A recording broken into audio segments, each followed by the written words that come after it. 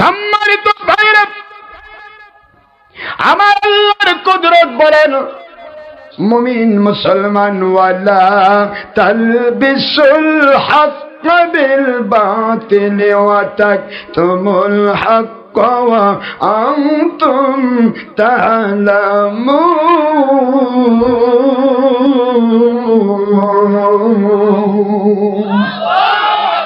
কোরআন শরীফের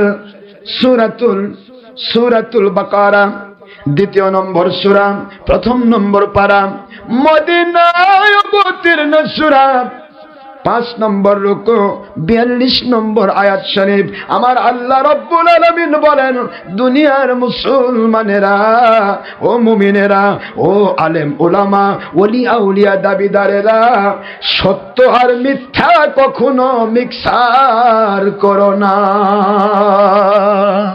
সোনার ভাইয়েরা, আল্লাহ বললেন, সত্যকে মিথ্যার সাথে মিক্সার করো না, করো না, করো না।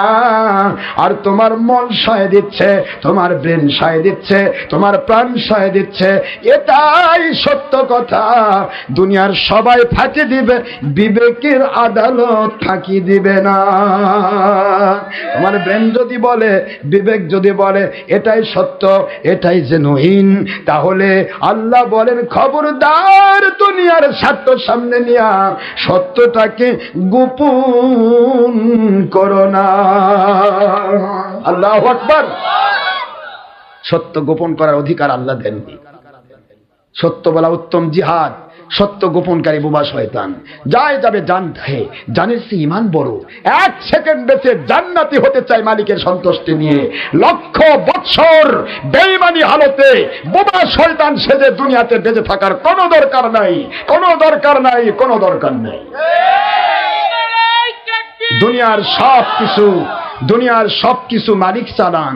সেই মালিক যদি আপনার মহব্বতে থাকে, পক্ষে থাকে, আপনাকে দুনিয়ার কেউ ঠেকাতে পারবে না। ঠিক না?